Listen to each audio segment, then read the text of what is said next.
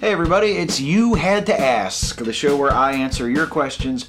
And this week, my first question comes from Alex Straza, who says, what are your feelings on the subject of veganism? Do you consider meat eating and the treatment of animals in the meat industry defensible, or do you concede that vegans have a point? I concede that vegans have a point. I concede that vegans have a point in a couple of different areas. I concede that they have a point ethically, that I do think it is far more ethical to not eat animal products or to eat meat or anything like that. And I also think that it's probably a much healthier way to eat. So I think vegans have it over meat eaters like myself in two very important areas. And I do not have an ethical defense of eating meat. And I don't spend a lot of time trying to come up with one. I am willing to live with the fact that my eating of meat is an example of an ethical weakness of mine. It doesn't make me a good person. It doesn't speak terribly well for my ethics or my character in this sense. But my reason that I eat meat is that I just think it tastes good. And I don't want to stop eating it. Patrick Dodds. Steve, thanks for answering my series finale question. If I may, I have a corollary question involving TV pilots. What do you think is the best and worst TV pilot you've ever seen? And what, in your view, makes or breaks a TV pilot, beyond whether it goes to series? The pilots I think of as being really strong are the ones that tend to focus more on being representative episodes of the series than they do rushing to introduce the premise and the characters and establish everybody. There's sort of a what's sometimes called pilot syndrome, where the pilot episode of a series works so hard to establish everything about the premise and establish who all the important characters are, that it just gets to be too much. There's a lot of as you know type of dialogue. There's a lot of restatement of things. There's a lot of exposition in a really clumsy, heavy-handed way. The worst one that I can think of is probably the pilot for Quantum Leap, which wound up being one of my favorite shows, and I still really love Quantum Leap today.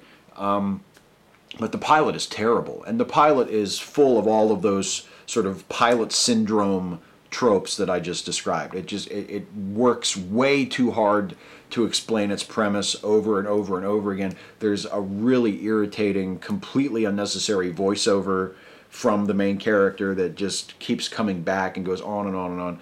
And it's just bad. It's just really bad, and it's not nearly up to the standard that was set later on in the series. And we Quantum Leap fans are very lucky that it went to series and it ran for a few years and it was able to find its legs and sort of grow into this really cool show, because the pilot just was not it. As for a really great pilot, the first episode of MacGyver, even though MacGyver is not what I would call a great show, the pilot episode of MacGyver is a perfect example of what I mean by a pilot that is just a typical episode of a series rather than, breaking its back to be an introduction to everybody. The pilot episode of MacGyver is a really good episode of MacGyver, and it's because it's what it feels like a MacGyver episode. It doesn't feel like a pilot. It feels like, oh, okay, this is just an episode of this show, and it works really well, and it establishes what it needs to establish about the premise and about the character as it goes along in a really smooth, confident way. It's actually a really good pilot episode for, a goofy action-adventure series that isn't terribly distinguished, but is something that I still enjoy watching to this day. Ezra Henderson, hey Steve, why is Enterprise looked down on by other Trek fans? While it's not my favorite series, I still enjoy it and think the story is pretty good. FYI, Next Generation is my favorite. Well, first of all, I think Enterprise never quite found its voice, or if it did, it found it too late to make any difference. It had already alienated a lot of its potential audience, and it just was never going to go anywhere. It got repetitive. It didn't feel terribly creative a lot of the time. There was a stretch of Enterprise in maybe the second season where it really felt like it was plagiarizing itself. they were telling the same story over and over and over again. And I mean almost literally the same story. I remember multiple episodes of Enterprise airing relatively close to each other, where the plot was Captain Archer and a random other member of the crew was taken prisoner by an alien race. And you just can't do that. You just can't have a show where you reuse the same plot or a very similar plot, a plot very reminiscent of a plot you used already, and you just keep repeating yourself. That's death. That's creative death for a series. And also, I think there was maybe a little bit of bait and switch in the marketing of Enterprise. When Enterprise was marketed, it was sold as it was something fresh. It was going to be something new. And then, after the first episode or two, you realize that all of those differences were mostly superficial, and that actually it was just another retread of the classic Star Trek series. Only instead of a tractor beam, they have a grappling hook. And instead of shields, they have armor plating. I mean, the differences didn't really make that much of a difference. So I think that was a big deal too. It promised something fresh and exciting, and actually it was just a very minor, superficial variation on the well-established, and by that point, very tired formula of Star Trek. Radical Bacon, The Simpsons should end, yeah? How should The Simpsons end? I was trying to think, like, what is a natural endpoint for The Simpsons at this point? It's been going on forever, and what, the characters don't age, and, like, what could, they've already done the episode, they've done multiple episodes that take place in the future, and how could you possibly find a natural endpoint for The Simpsons? And then it hit me. The natural endpoint for The Simpsons should be that Santa's Little Helper, the Simpsons dog, dies. That should be the last episode of The Simpsons, because you have the closing of a circle with the Santa's Little Helper being, coming to live with them in the first episode, way back when, the first Christmas special, the first episode of The Simpsons was when they got Santa's Little Helper. So for the final episode, the only natural endpoint I can think of that would have any sort of real emotional resonance to be able to close out the series would be to close that circle and have the last show be about the death of Santa's Little Helper. And that would be sad, but The Simpsons has tackled sad things before. The Simpsons has gone into quasi-serious territory and still found a way to make it funny and to make it enjoyable and to mine some not just some laughs, but also some insight out of it.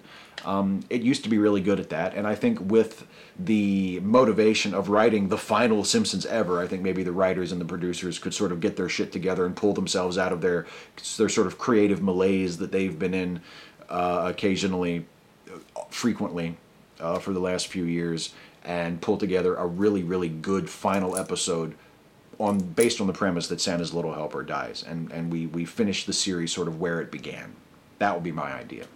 Isaac Johnson Cadell, what do you think is a vastly underrated movie, as in a movie that didn't leave much of a splash upon release and aren't talked about at great lengths in most film circles? Mine would be either Minority Report, not just an underrated film, but one of Spielberg's best in my opinion, and Seven Psychopaths, a truly brilliant crime comedy which really deserves more attention. Your thoughts? I haven't seen Seven Psychopaths, so I can't speak to that, but I agree with you about Minority Report. I thought Minority Report was excellent.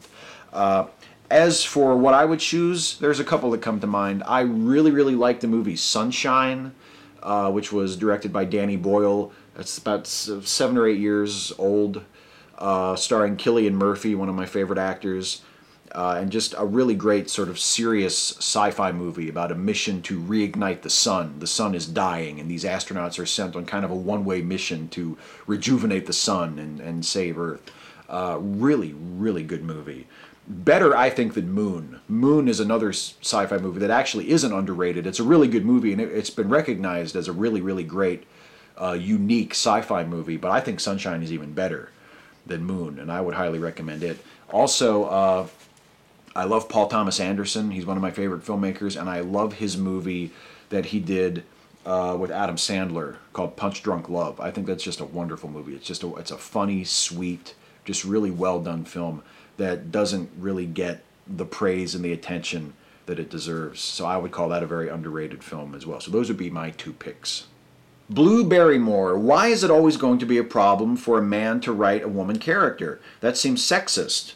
Are you saying men are too stupid to understand a woman's actions or thoughts? I'm not saying that men are too stupid. I'm just saying that we, by definition, can never walk in a woman's shoes. We can never know her experience. And so there's that separation that you can never fully bridge. And then there's also the fact that men are a privileged group writing about, interpreting, trying to understand and present the experiences of an underprivileged group. And that will be a source of problems. Now, it doesn't mean it's impossible. It doesn't mean that no man has ever been able to write women acceptably, just as, I'm sure that women are able to write men acceptably. It just means that it's a problem. It's not an insolvable problem. You can get around it, you can fix it, you can do it, but you have to be careful. And you have to be mindful of who you are and who your characters are and how you and your characters differ and how your character's experience would necessarily be different from your experience in your life. And sometimes those differences can be easy to imagine and to translate, and sometimes they can be difficult. And I think when you're a man and you're trying to write female characters, no matter how hard you try to fairly represent them and to fairly interpret their experiences and put them on the page or the screen, there's always going to be some problems. And again, it doesn't mean that it's impossible. It just means that it's extra complicated. And if you are a man writer trying to write about a female's experience, a woman's experience, you have to be careful. And you have to be sure that you get it right. Matt Greer, Steve, what are your thoughts on Dzhokhar Tsarnaev getting the death penalty? Personally, despite the atrocities he created, I can't help but get a little uneasy sentencing someone to death for crimes committed at 19 years old. Is rehabilitation out of the question when discussing someone who murdered one or more people? No, I don't think it's out of the question. I'm troubled by it too, not because I feel like his crime wasn't worthy of a severe punishment, because his crime was horrific. But yeah, he's 19 years old. That's one. And I just oppose the death penalty on principle. I think the death penalty is beneath our ideals as a society. I think it demeans us as a people to execute prisoners, even prisoners who have committed the most vile, heinous acts possible. I just don't think we should be executing people. And if you add into that the young age of the person, yeah, I'm troubled by it. Now, having said that, because of the vileness of his crime, because of the destruction and the death and the terror that he caused, even though he is young, there is a part of me that will not be shedding tears when he's killed. And there's some tension there. It's sort of the difference between opposing the death penalty on principle and having the sort of broad concerns that I've expressed, but also recognizing that, you know what, the world is not a better place with people like Dzhokhar Tsarnaev in it. Walter Jackson. Dear Mr. Shives, I'm having a hard time living as a skeptic atheist. I used to believe that positive thinking changes your life, prayer changes outcomes and gives you comfort, meditations, affirmations, etc. One of the biggest ones is my parents got murdered 8 years ago. So I always have lived life feeling their presence, almost like if they were still there guiding me throughout the day and choices, doing everything to make them proud, talking to them at their graves. It felt real. Now I realize all those things were a placebo effect and no one is listening. Ever since I became an atheist, I see life in a rational, realistic, cold way. But sometimes reality is not as pretty as the fairy tales I used to believe in. If I had to choose between a loving God or seeing my family again being real versus what science says, I would choose the fairy tale. But I know science is reality. Any advice on how to deal with life as a skeptic atheist?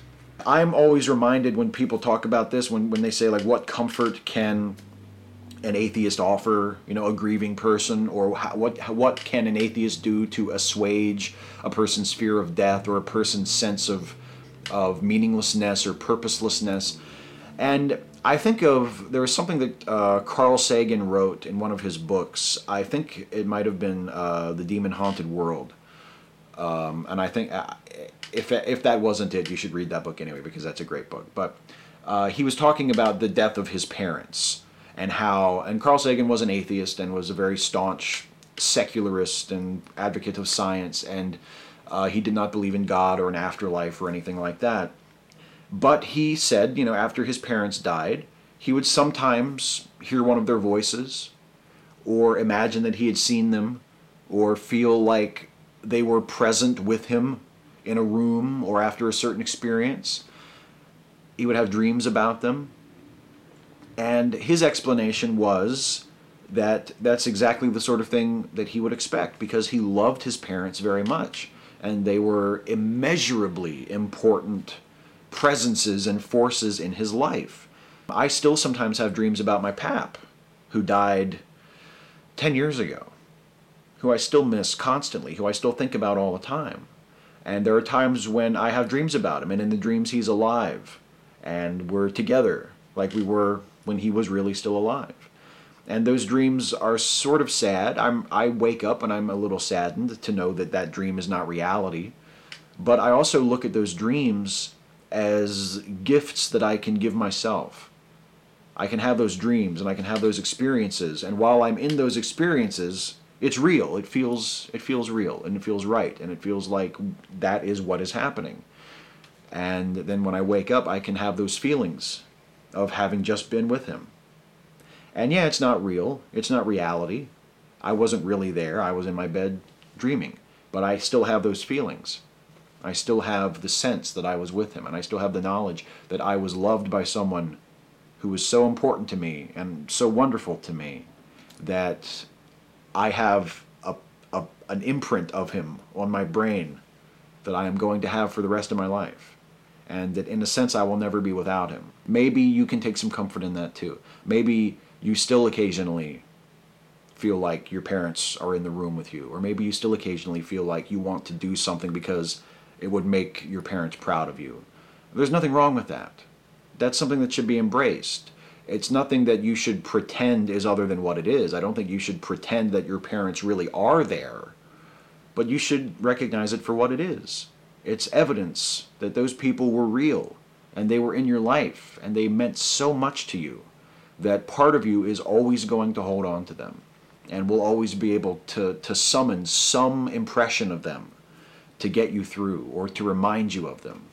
I think that's kind of a beautiful thing. Now, is it as comforting maybe as the fairy tale, as you call it, that you were told before? Maybe not. But that fairy tale was never real either. You were promised things by people who had no right to promise you those things. When we're told as children about heaven and about what happens to people when they die and the afterlife and eternity and God and all that, we're made those promises by people who have no right to make such promises. So in a sense, you haven't lost anything other than things that people never had any right to tell you in the first place. JJ talks. All right, I have a question for you. Atheists are generally atheists because they like hard evidence, right? Well, if someone walked up to you and said, I'm a god, goddess, and offered to give you any proof you wanted, what would they have to do in order for you to believe them?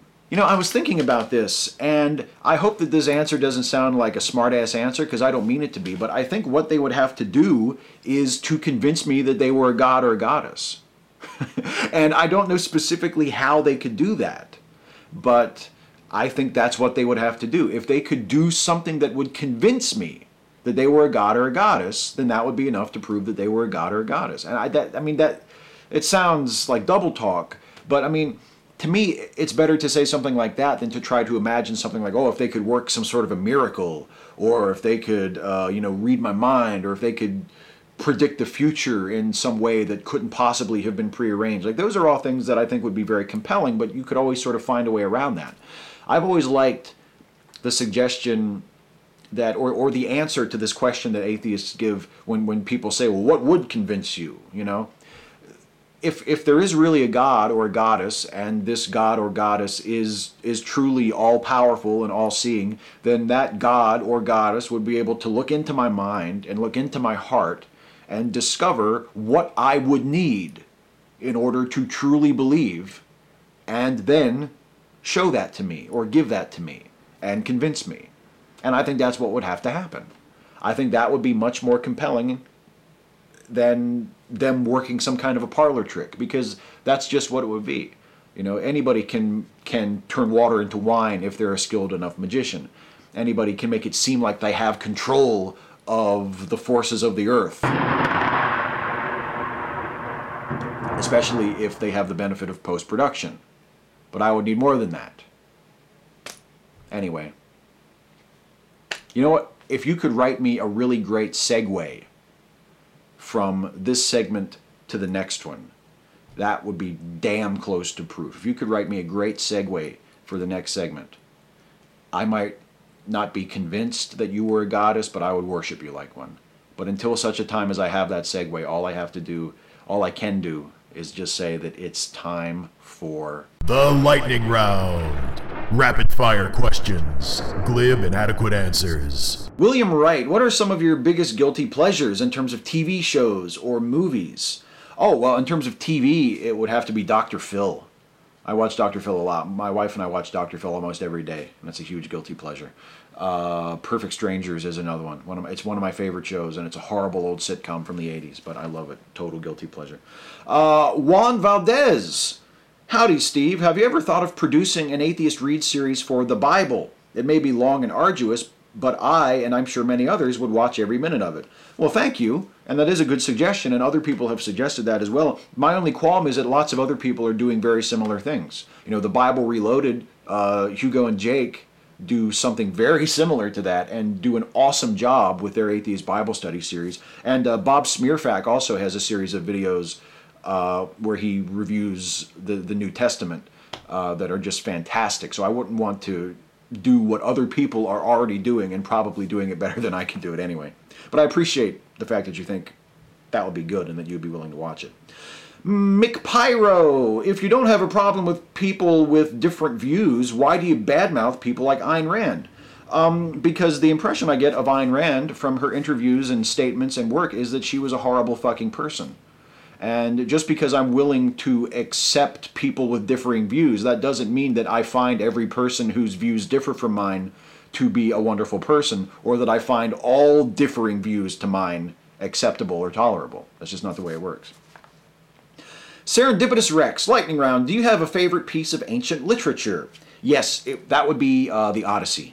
The Odyssey is my favorite piece of ancient literature, and one of my favorite pieces of literature, period.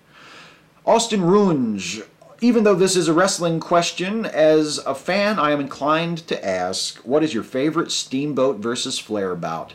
The first one from their 1989 series at Chi-Town Rumble, when Steamboat won the world title. That's my favorite Steamboat versus Flair match. One of my favorite matches ever. Fivro. I have no idea how to pronounce that. Hey Steve, do you think it diminishes the authenticity of a movie if characters set in a foreign country or historic time predating the English language, or at least not speaking it, to speak English? I find it amusing that motion pictures with ample budgets forget to remember that Romans didn't speak English in a British accent, as this is a recurring theme featuring movies regarding the Empire. Yeah, actually, you know, it's funny. I guess because it's become such a popular common convention, I don't really feel like it loses authenticity when a movie has people speaking English, even if they have them speaking English in like British accents. Because I mean, all English is accented. All English has a particular accent and a particular inflection. So you know, complaining about people having British accents is kind of arbitrary. But no, I don't think that loses the authenticity. But I do think that a movie gains authenticity if it has people speaking how people at that time or in that area would really be speaking. So it's sort of a double standard. I don't take authenticity points away for people speaking English when they wouldn't be, but I do give extra authenticity points if they are speaking like what would be the right language. Grey Ghost Volume 1. Dear Steve, from a scale of 1 to 10, how much did JJ Talk's recent video about you inflate your already immeasurably large ego? 1 being the lowest because your ego is already at its limits, 10 being the highest because it was the greatest video in the history of YouTube. Of course, being objective is possible. Well, I think it's adorable that you think it's even a possibility that it can be a 1. and then my ego has reached its limits. Oh, it was a 10. It was a 10. Dr. Themo, with Harry Shearer leaving The Simpsons, do you think they should just cancel the show or just do without until they write an actual final episode? Well, they're contractually obligated for 2 more seasons. But I think if Harry Shearer, and then especially if Harry Shearer leaves and other people leave too or want to leave, I think it's time to close up shop. I think they have to fill out the last 2 seasons that they're contractually obligated to do as best they can. And then, yeah, it's time to wrap this fucker up. I mean, if the voice cast starts leaving, like, hey, guys, sayonara. You know, you had a good run, for Christ's sake. You've been, by the time they're done, they'll have been on for 29 years, assuming that the current contract is the last one. That's a hell of a run. So let's wrap it up, fellas, okay? Pragmatic cynicism. Do you use a specific term in reference to extremist MRAs? Either way, can you give me perhaps a single example of someone who fits that definition in your mind? Yeah, the term I use in reference to extremist MRAs is MRAs. I do not know of an MRA who is not an extremist and a misogynist and a sexist and an apologist for horrible attitudes toward women. I think that is one of the defining traits of the men's rights movement. I do not see the reasonable voices, especially in the public face. There might be 1 or 2 people who leave comments on shit who call themselves MRAs who do have genuine concern about real legitimate issues and are not just woman haters trying to cover their misogyny. But the overwhelming majority, the near totality of the MRM that I have ever seen is just woman-hating extremists. So the term I use for them is MRA. I think extremist MRA is a little bit like saying racist KKK member. It's redundant. They're the same thing. And that's the end of the lightning round. That's it for the questions. Before I go, it's time for a shout-out. And the shout-out this week is someone who I've known for a while. I've enjoyed his stuff for a while. But I was reminded of how great he is and of how much I like his intellect and his style and a lot about how he does what he does during Madness, Mayhem, and Charity last weekend, which was a great success, and thank you all for donating, and thank you all for watching. But one of the folks whose hour I happened to catch was Klingschor. It was so refreshing to hear him say, in response to one of the questions he got during Madness, Mayhem, and Charity, someone asked him, well, could you recommend any books about the Middle East, any good books about the Middle East? And his answer was, well, which part of the Middle East are you talking about? Because there are a lot of different places with a lot of different cultures. It has a lot of history, a lot of different things were happening in different areas at different times. You have to be more specific than just the Middle East. I thought that was such a wonderful answer. Because I do it too, we all collectively refer to the Middle East as though it's one thing, as though it's this monolithic place. And it's not. Not today and not throughout its very long history. It is just not a monolithic place. So he is a wonderful voice to hear if you want to hear criticism of Islam. A lot of people in the atheist community complain that we don't criticize Islam enough. Well, he criticizes Islam and does it in a non-Islamophobic, intelligent, articulate, sensitive, rational way that is not about hatred and bigotry and defaming people. It's about answering the claims of the religion in a way that is very similar to the way a lot of us also try to respond to Christianity. He's just a really terrific, terrific voice. Wonderful, wonderful person to have as a part of our secular, atheistic, skeptical community. I highly recommend his stuff. If you have not ever seen Klingschor, check him out. That's the recommendation. That's the shout out this week. Well, that's it for me, everybody. I'm out of here, but I will be back next week to do this all over again, provided, of course, that you guys ask me some questions, because in order for me to do this, you have to ask. So leave a comment on this video asking me your question for next time. Ask me anything about anything. Nothing is too serious. Nothing is too silly. I will answer as many of them next time as I possibly can. I'll see you next time, everybody. Take care.